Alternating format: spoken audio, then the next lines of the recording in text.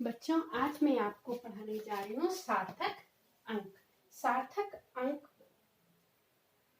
किसी भी फिंगर को किन्हीं भी अंकों को बिल्कुल एग्जैक्ट लिखने के लिए एक नियम बनाए गए और उन्हें सार्थक अंकों के नियम कहे गए। सार्थक अंक किसके लिए प्रयुक्त होते हैं? भौतिक राशियों को यथार्थपूर्वक मापने के लिए प्रयोग किए गए अंकों की संख्या को क्या कहते हैं? सार्थक अंक कहते हैं। तो किसी भौतिक राशि को यथार्थपूर्वक मापने के लिए प्रयोग किए गए अंकों की संख्या को सार्थक अंक कहते हैं। बेटा, सार्थक अंक आपके जो 11 है उसमें भी 1 या 2 नंबर का पेपर में पूछा जाता है और ये नीट है और जेई है, इसके लिए इसमें इससे क्वेश्चन आते हैं। तो सार्थक और कोई भी अमाउंट है, जब भी आप किसी न्यूमेरिकल को हल करोगे तो आप प्रयास करोगे कि आप उसका आंसर सार्थक अंकों में लिखोगे। तो इसलिए सार्थक अंकों का बहुत महत्व है। आपको जितने भी न्यूमेरिकल करने हैं, अंत में जब उनका आंसर लिखना है तो उन्हें सार्थक अंकों में ही आप लिखने का प्रयास करेंगे। तो सार्थक अंक भौतिक में बहुत महत्व रखते हैं, इसलिए इसका ज्ञान होना आवश्यक है। अब सार्थक अंक प्रयोग कहाँ करते हैं? तो भौतिक राशियों को यथार्थपूर्वक मापने के लिए प्रयोग किए गए अंकों की संख्या को क्या कहते हैं? सार्थक अंक कहते हैं। अब सार्थक अंक होते क्या हैं? तो किसी राशि की माप में यथार्थपूर्वक ज्ञात अंकों तथा पहले संदिग्ध अंक को क्या कहते हैं? सार्थक अंक कहते हैं। जैसे कि ये स्केल है, स्केल से हमने नापा, माना हम 15.7 नाप रहे हैं, ठीक है ना? कितना नाप रहे हैं? 15.7 सेंटीमीटर। आपने यहाँ से यहाँ तक नापा। अब 5 के बाद आप 6 और 7 पे पहुंचे। 7 पे पहुंचे तो जो ये 7 है, ये ऐसा भी हो सकता है कि ये 15.6 व 15.8 के बीच में हो, लेकिन इससे थोड़ा ज्यादा भी हो सकता है। ऐसा भी हो सकता है कि ये 8 ना हो करके 7 से 5 हो, 4 हो, 3 हो, ठीक है ना? यानी कि ये 7 फिक्स नहीं है, ये क्या है? संदिग्ध है। तो इस अमाउंट में, इस संख्या में 15 तो क्या है? यथार्थपूर्वक ज्ञात अंक, और 7 क्या है? पहला संदिग्ध अंक। तो ये मिलकर बन गया सार्थक अंक, और इसमें सार्थक अंकों की संख्या हो गई 3। तो किसी भी माप में क्या होता है? यथार्थपूर्वक ज्ञात अंक और पहले संदिग्ध अंक को क्या कहते हैं? सार्थक अंक कहते हैं। अब सार्थक आप कैसे किसी भी संख्या में आप कैसे पहचानेंगे कि इसमें कितने सार्थक अंक हैं? इसके लिए कुछ नियम बनाए गए हैं। तो पहला नियम देखो, हमारे पास अंक कितने होते हैं? 0, 1, 2, 3, 4, 5, 6, 7 और 8, 9। इन्हीं से मिलकर सारी संख्याएं बनती है। अब जो नॉन जीरो है, अशून्य अंक, वह किसी भी संख्या में हो, उन्हें सदैव सार्थक अंक, सदैव सार्थक अंक काउंट किया जाएगा, ठीक है ना? गिना जाएगा। सदैव सार्थक अंक गिना जाएगा। किन्हें? अशून्य अंकों को। अशून्य अंक सदैव सार्थक अंक गिने जाएंगे। अब रह गया इसमें 0। तो 0 के लिए क्या नियम है? शून्य। अगर यह शून्य अगर यह शून्य अशून्य अंकों के बीच में आता है तो सदैव सार्थक अंक होता है। जब शून्य अशून्य अंकों के मध्य हो तो सदैव, हर कंडीशन में, ठीक है ना, सार्थक अंकों में गिना जाएगा। सदैव सार्थक अंकों में गिना जाएगा, गाया जाता है। जब शून्य किसके बीच में हो, दो अशून्य अंकों के, जैसे दो अशून्य अंकों के, 2 हो, 4 हो, 6 हो, लेकिन बीच में हो उनके। जब शून्य अशून्य अंकों के मध्य में हो तो सदैव सार्थक अंक गिना जाएगा। जैसे में सार्थक अंक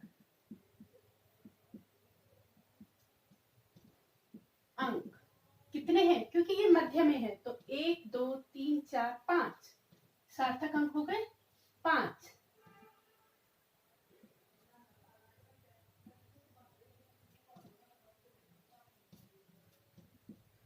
सार्थक अंक क्योंकि ये मध्य में है, अशून्य अंकों के मध्य, तो सदैव सार्थक अंक 1 2 3 4 5 6, तो सार्थक अंक कितने हो गए 6। मतलब जब भी शून्य अशून्य अंकों के मध्य हो तो सदैव सार्थक अंकों में गिना जाएगा। ये इसकी पहली कंडीशन है। दूसरी कंडीशन, जब भी शून्य अशून्य अंकों से पहले हो, ठीक है ना, लीड कर रहा हो अशून्य अंकों को, तो वह कभी भी किसमें नहीं होगा, सार्थक अंकों में नहीं गिना जाएगा। जब शून्य अशून्य अंकों से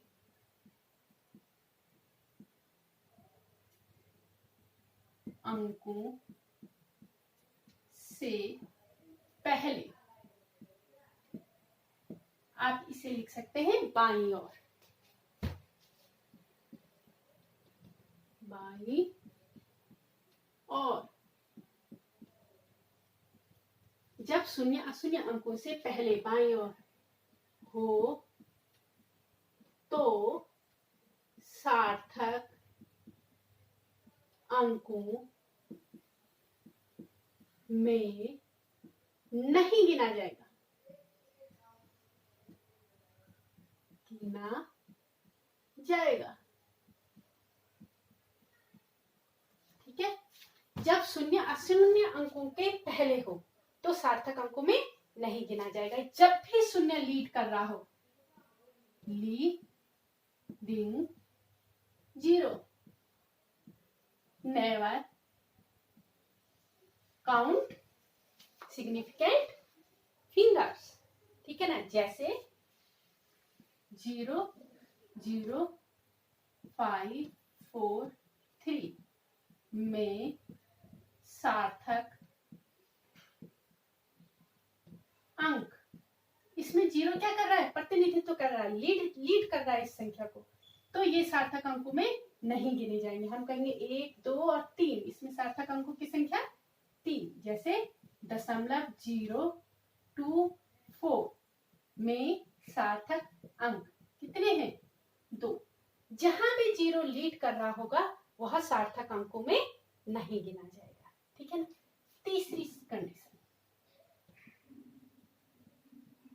तीसरी कंडीशन में 3 कंडीशन है। साधारण स्थिति में जब भी दाईं और शून्य होते हैं उन्हें सार्थक अंकों में नहीं गिना जाता। जैसे जब साधारण परिस्थितियों में, साधारण परिस्थिति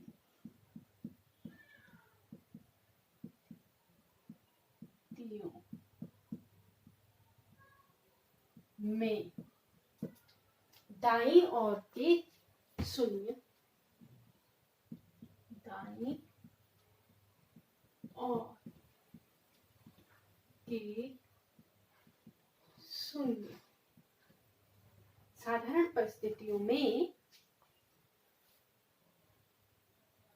अशून्य अंकों के बाद के शून्य, दाईं ओर के शून्य सार्थक अंकों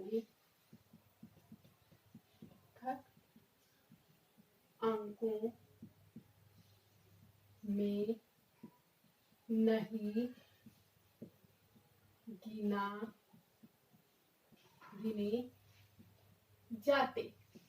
जैसे देखो क्या है, 200 में सार्थक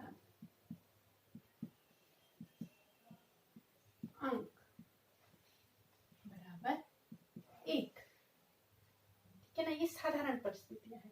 दूसरा, इसका पहला है क। ख में क्या है कि अगर एग्जैक्ट मान हो तो जैसे 200 मीटर, जब बिल्कुल एग्जैक्ट मान हो तो सार्थक अंक किसमें, तो जो ये 0 है वह काउंट किए जा सकते हैं। ठीक है ना, अगर जैसे 300 किलोग्राम में अगर हम कहें कितने सार्थक अंक हैं, तो इसमें 3 सार्थक अंक। विशेष परिस्थिति में जबकि वास्तविक संख्या किसी वास्तविक मान पर आधारित हो। ठीक है, और आया आपका ग, तीसरा, ये मोस्ट इंपॉर्टेंट है। जब भी कहीं दशमलव बिंदु लगा हो और उसके बाद या पहले 0 हो तो वह सार्थक अंकों में गिने जाते हैं। जब भी क्या लगा हो, दशमलव, सार्थक अंकों में गिने जाएंगे यदि दशमलव लगा हो। अशून्य अंक के दाईं ओर के शून्य, यहाँ जगह नहीं हो रही लिखने के लिए, अशून्य अंक के दाईं ओर के शून्य सार्थक अंकों में गिने जाएंगे अगर उनमें दशमलव लगा हो। जैसे 3,005,0,0, अब यहाँ दशमलव लगा है तो इसमें सार्थक अंकों की संख्या कितनी होगी, 1 2 3 4 5 6। तो जहां भी दशमलव लगा हो वहां जो शून्य है लीडिंग 0 के अलावा सभी किसमें गिने जाएंगे, सार्थक अंकों में गिने जाएंगे। बस अर्थ है वो क्या ना हो, उसका प्रतिनिधित्व, यानी कि उनको लीड ना कर रहे हो। तो जहां भी दशमलव लगा होगा वहां 0 सार्थक अंकों में गिने जाएंगे। तो ये तो हो गई 0 और अंकों की बात। अब बात आती है कि एक यूनिट से हम किसी संख्या को दूसरी यूनिट में बदल दें तो क्या सार्थक अंकों के संख्या में अंतर आएगा, नहीं। देखो हमने 2 नियम तो ये बता दिए भाई, जो शून्य है उसके 3 नियम है। ठीक है ना, अब देखो ये आ गया तीसरा। तीसरे में आप ये बात समझ लीजिए कि जितने भी, माना कोई किसमें है, किलोग्राम में है, उसे हम ग्राम, अच्छा हाँ, किसी भी संख्या में मात्रक या फिर यूनिट बदलने पर, मात्रक में पर सार्थक अंकों की संख्या में कोई अंतर नहीं आता, पर सार्थक अंकों की संख्या में कोई परिवर्तन नहीं होता।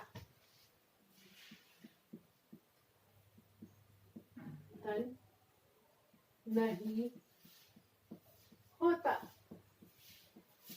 भाई अगर आपने किसी संख्या को किलोग्राम में लिखा है, ठीक है ना, और उसके बाद आप उसको किस में लिख रहे हैं, ग्राम में लिख रहे हैं, तो उसकी संख्या में कोई परिवर्तन नहीं होता। दशमलव, अच्छा ठीक है ना, एक पद्धति के मात्रक से दूसरे पद्धति के मात्रक में बदलने पर सार्थक अंकों की संख्या में कोई परिवर्तन नहीं होता। जैसे 15 किलोग्राम में सार्थक अंक बराबर 2, 15 गुणा गए 10 की घात 3 ग्राम में सार्थक अंक बराबर 2। ठीक है ना। और फिर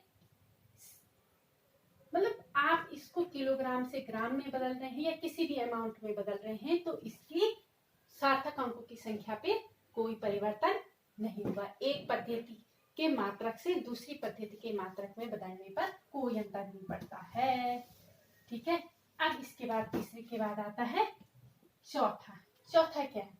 दशमलव का स्थान परिवर्तित करने पर सार्थक अंकों की संख्या में कोई प्रभाव नहीं पड़ता। ल का स्थान परिवर्तित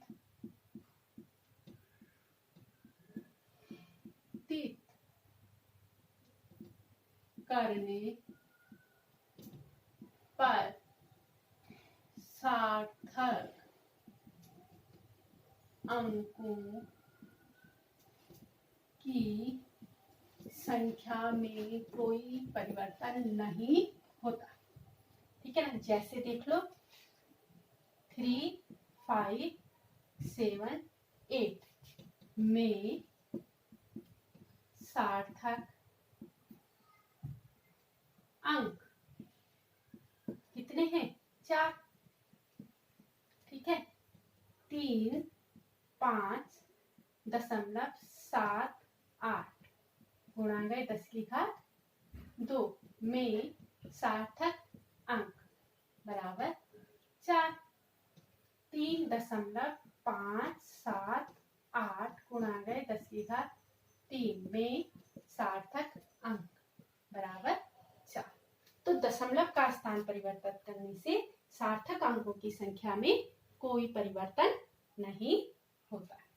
अब इसके बाद आता है योग, गुणा और भाग में। जब हम कुछ संख्याओं का योग करते हैं या कुछ संख्याओं को घटाते हैं या फिर कुछ संख्याओं का गुणा करते हैं या फिर भाग करते हैं तो दशमलव भाग करते हैं तो सार्थक अंक कितने आने चाहिए? जो सबसे कम संख्या में जो घटक है उनमें से जो सबसे कम सार्थक अंकों वाली संख्या होगी उन्हीं के बराबर सार्थक अंक उत्तर में लिखे जाएंगे। फिर से सुन लीजिए। योग तथा अंतर, गुणा व भाग में अंतिम परिणाम में दशमलव के केवल उतने ही अंक रहते हैं जितने की घटक संख्या में कम से कम है। इसका उदाहरण देखो। माना हम लिखते हैं 4, 3, 6.25। ठीक है ना। कितने अंक तक? चलो 2 अंक तक लिखे हमने। दूसरी हम संख्या लिखते हैं 2, 3.2 और तीसरी संख्या हम लिखते हैं 0.35। ठीक है ना। 0.357। अब हम इन तीनों संख्याओं का क्या करते हैं? योग करते हैं। तो हमारे पास आएगा 7, 0, 4, 7, 8.954। अब हम अगर इसे सार्थक अंकों में लिखें तो हमारे इसमें सार्थक अंकों की संख्या कितनी होगी? जितनी की कम से कम सबसे छोटी कितने हैं? इसमें सार्थक अंक कितने हैं? 3 2 5। इसमें कितने हैं? 3। और इसमें भी कितने हैं? 3। तो हमें इसमें सार्थक अंकों की संख्या कितनी रखनी है? 3। तो हम इस वाले को लेंगे, 3 लेंगे। 1 2 3। इसका मतलब इसे हमें राउंड ऑफ करना है। राउंड ऑफ का मतलब क्या होता है? दशमलव संख्या के बाद के अतिरिक्त अंकों को हटाने का नियम क्या है? राउंड ऑफ नियम। तो हम इसको राउंड ऑफ करेंगे तो ये 7 है, ये क्या है? 8 है। 8 है यानी कि 5 से ज्यादा है तो एक संख्या आगे वाले में जुड़ जाएगी। तो 9 में 1 जुड़ेगा 10, हासिल आगे गई तो ये हो जाएगा 064। तो हमारा आंसर क्या होगा? 460। क्योंकि इसमें कितने सार्थक अंक है? 3 सार्थक अंक। 10। ठीक है। किसी भी संख्या को ऐसे राउंड ऑफ करते हैं। इसके लिए आप दूसरा नियम भी सुन लीजिए और फिर मैं दोनों से संबंधित सवाल करवा लूंगी तो आपको ज्यादा अच्छे से पता चलेगा। तो पहला, योग तथा अंतर, गुणा व भाग में अतिरिक्त परिणाम में दशमलव के केवल उतने अंक रहते हैं जितने की घटक संख्या में कम से कम हैं। ठीक है ना। अब उसके बाद आएगा कि दशमलव संख्या के बाद अतिरिक्त अंकों को हटाने का नियम यह है कि यदि अंक 5 से कम है तो उसे छोड़ दिया जाएगा, गिव अप कर दिया जाएगा। 5 से अधिक है तो आगे वाले में 1 जुड़ जाएगा। लेकिन ठीक 5 है तब क्या होगा? अगर ठीक 5 है और उसके आगे की संख्या सम है तो इसे गिव अप कर देंगे। लेकिन अगर ठीक 5 है और उसके आगे की संख्या विषम है तो इसमें 1 जुड़ जाएगा, ये 8 हो जाएगा। ठीक है ना। अब मैं आपको इसके उदाहरण किताब में जो सवाल है उनके माध्यम से आपको समझाती हूँ। ये एक बुक है, ये है फिजिक्स एक्स, ये वाली बुक है, क्लास कक्षा 11 के। इसमें पहला क्वेश्चन है, the number of significant figure is in. इसमें सार्थक अंकों की संख्या बताइए। 6 9 0 0। अब आप इसमें सार्थक में सिग्निफिकेंट फिंगर्स या फिर में सार्थक अंक, ये क्वेश्चन नंबर 1 है इसका। अब इसमें सार्थक अंक क्या होंगे? जो लीडिंग जीरो होते हैं उन्हें सार्थक अंकों में नहीं गिना जाता। ये प्रतिनिधित्व कर रहे हैं या फिर बाईं ओर के अशून्य अंकों के आगे जो शून्य लगे। ठीक है ना भाई, ये लीडिंग जीरो है, इन दोनों को नहीं गिना जाएगा। और दशमलव के बाहर जो अंक के बाद है लेकिन दशमलव में है, इनको गिना जाएगा। तो इसमें सार्थक अंक होंगे 1 2 3 4। तो इसमें सार्थक अंकों की संख्या कितनी हो गई? 4।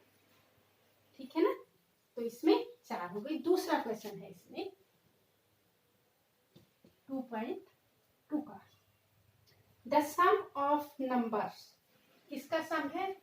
4 3 6.32 और फिर है 2 2 7.2 और फिर है 0.301। इन एप्रोप्रिएट सिग्निफिकेंट फिगर इज। इसमें उचित सार्थक अंक कितने हैं? तो ये तो आ गया होगा, सम ऑफ है ना, ये तो इसका योग करना है। 1 आ गया, दूसरे स्थान पे 2 है, तीसरे स्थान पे 6 7 8 हो गया। पॉइंट 6 2 12 13 1 3 3 6 और 4 है तो 6। ये आपकी संख्या आ गई। अब देखो इसको राउंड ऑफ करना है। मैंने आपको कहा था जब संख्या यहाँ पे 5 से क्या है, पहले तो ये देखिए इसमें कुल कितने सार्थक अंक है। ठीक है ना, इसमें कितने सार्थक अंक है पहले ये देखना है। हाँ, अब दशमलव के सिर्फ उतने अंक आएंगे जितने की घटक संख्या में कम से कम है। कम से कम कितना है? 1 स्थान पे दशमलव है, तो यहाँ दशमलव कितने स्थान पे आएगा? 1 स्थान पे आएगा। ठीक है ना।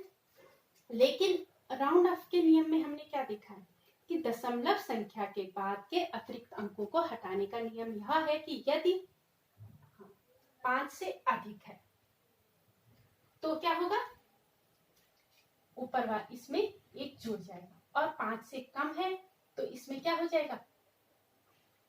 कुछ ये ऐसे ही आ जाएगा। अब देखिए इसमें सार्थक अंकों की संख्या है 3 और 2 5।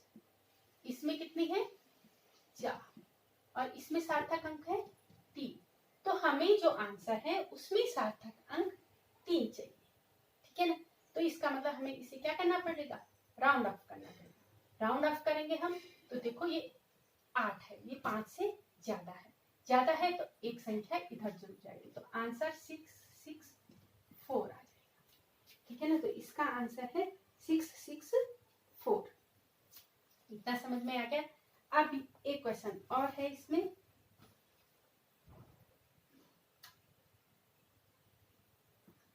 क्वेश्चन क्या है, ये कह रहा है the mass and volume of a body are. Mass कितना है किसी बॉडी का?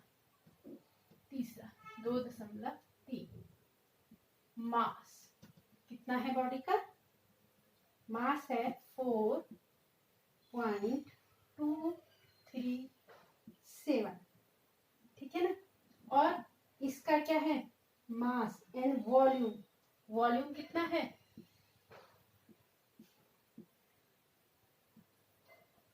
वॉल्यूम है इसका 2.5।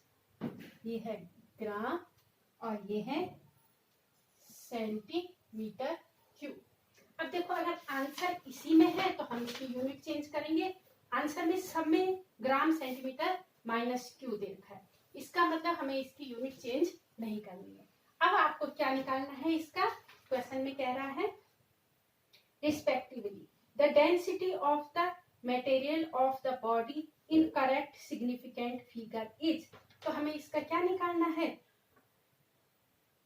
डेंसिटी यानी कि घनत्व। आप जानते हैं घनत्व बराबर क्या होता है? द्रव्यमान बटे आयतन। द्रव्यमान कितना दिया गया है? द्रव्यमान दिया गया है ये 4.237 और आयतन कितना दिया गया है? 2.5, ठीक है ना। अब आप क्या करेंगे? एक स्थान तो दशमलव पीछे हट जाएगा, यहाँ पे आ जाएगा, तो ये हो जाएगा 42.37 बटे 25। सबसे पहले 5 से काटिए, 5 पंजे 25 और 8 40,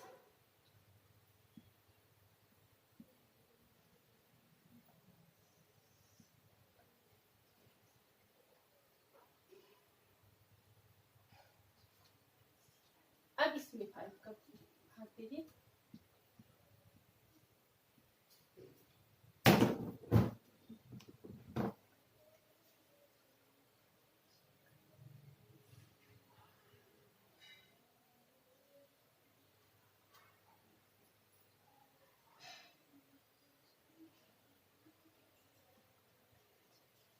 ये आ गया हमारे पास, क्या आ गया? ये है ग्राम में पर सेंटीमीटर क्यूब। अब इसे किस में लिखना है? इसे लिखना है आपको करेक्ट सिग्निफिकेंट फिगर में। अब देखिए इसमें सार्थक अंक कितने हैं? 2 हैं, ठीक है। तो हमें आंसर 2 अंकों तक चाहिए। अब देखिए ये वाला कितना है? 9 है, ये 5 से बड़ा है, तो एक अंक आगे वाले में जुड़ जाएगा, बराबर 1.7 ग्राम पर सेंटीमीटर क्यूब। ये आंसर इसके सी वाले में है, तो ये आपका आ गया मतलब एप्रोप्रिएट सिग्निफिकेंट नंबर। एक क्वेश्चन और है, इसको समझना आपके लिए बहुत आवश्यक है। ये क्वेश्चन क्या है? देखो ये है द नंबर 2.745 और दूसरा पॉइंट है 2.735 on rounding off to 3 significant figure will give। अब इसे हमें 3 सिग्निफिकेंट फिगर में लिखना है। देखो बेटा इसमें 5 है, लेकिन इसके आगे क्या है? सम है, तो सम है तो इसके मान में कोई परिवर्तन नहीं आएगा, क्योंकि ये क्या है? सम संख्या है, इवन है, ठीक है ना। तो ये हो जाएगा 2.74। इसमें राउंड अप करेंगे आप, ये 5 है लेकिन इसके आगे विषम है, तो एक यहाँ जुड़ जाएगा, तो 2.74। तो इन दोनों का राउंड अप क्या हो जाएगा? 2.74 एंड 2.74। तो राउंड अप करते समय आपको ये देखना है कि 3 अंकों तक राउंड अप करना है तो इसमें 5 के आगे का अगर सम है तो इसे गिव अप कर देंगे, छोड़ देंगे, और अगर विषम है तो 1 अंक आगे में निकल जाएगा। आप जानते हैं अगर कोई संख्या जिसको हम राउंड ऑफ कर रहे हैं वो 5 से बड़ी है, ठीक है ना, तो 1 अंक प्लस हो जाएगा। 5 से छोटी है तो गिव अप छोड़ दिया जाएगा। और अगर 5 के बराबर है, ठीक है ना, तो क्या हो जाएगा, अगर सम संख्या है जैसे कि यहाँ पे क्या था 4 था तो हमने छोड़ दिया, और अगर विषम संख्या है तो 1 जुड़ जाएगा। मुझे उम्मीद है कि आपको अच्छे से समझ में आ गया होगा। तो ये है सार्थक अंक, और इसे आप 1-2 बार समझने की कोशिश कीजिए, ये बहुत इंपॉर्टेंट है। Thank you.